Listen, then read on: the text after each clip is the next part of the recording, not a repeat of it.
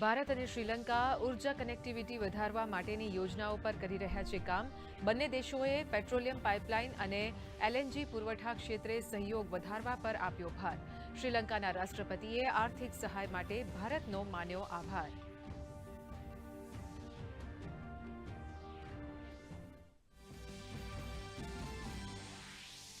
રાજ્યસભામાં બંધારણ પર ચર્ચા મુદ્દે રાજકીય ઘમાસાણ. કટોકટી દ્વારા અભિવ્યક્તિ સ્વાતંત્ર્ય પર તરાપ મુદ્દે નિર્મલા સીતારમણનો કોંગ્રેસ પર ઘેરાવ, તો સંવિધાન નિર્માણમાં કોંગ્રેસનું યોગદાન ગણાવતા મલ્લિકાર્જુન ખડગે.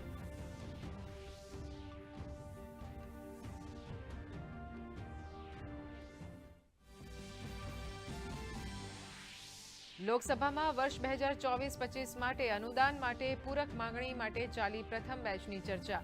સાબરકાંઠાના સાંસદે હિંમતનગર ક્ષેત્રમાં નેશનલ હાઇવે નંબર 48 પર વારંવાર થતા સમારકામનો કાયમી ઉકેલ લાવવાની કરી માંગણી.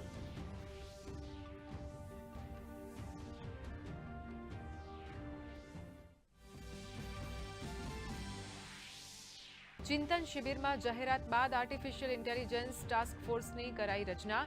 એઆઈ કેપેસિટી બિલ્ડિંગ અને ડિજિટલ લિટરસી વધારવા કરાશે કામ.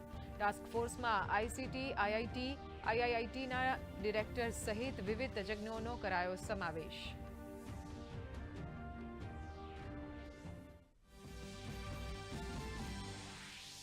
સાયબર ફ્રોડને ડામવામાં જૂનાગઢ પોલીસને મળી મોટી સફળતા.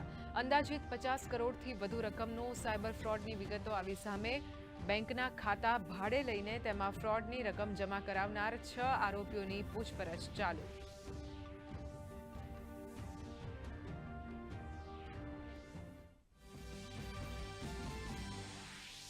ઊંઝા એપીએમસીમાં શાંતિપૂર્ણ માહોલમાં મતદાન પૂર્ણ.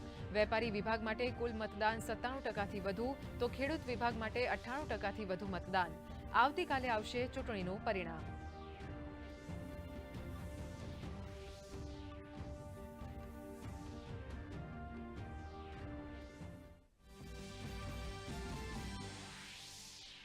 ભાદર 1 ડેમમાંથી છોડાયું રવિ પાક માટે પિયત પાણી. 150 ક્યુસેક મીટર પાણી છોડાતા જેતપુર, ધોરાજી, ઉપલેટા અને જૂનાગઢ જિલ્લાના કુલ 46 ગામોને થશે લાભ. 8500 હેક્ટર વિસ્તારમાં જમીનને મળશે સિંચાઈનું પાણી.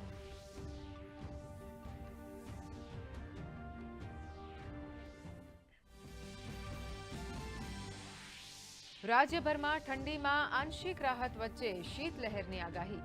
નલિયામાં 7.8 ડિગ્રી લઘુત્તમ તાપમાન, તો કચ્છ અને સૌરાષ્ટ્રમાં આજથી 2 દિવસ કોલ્ડ વેવની આગાહી.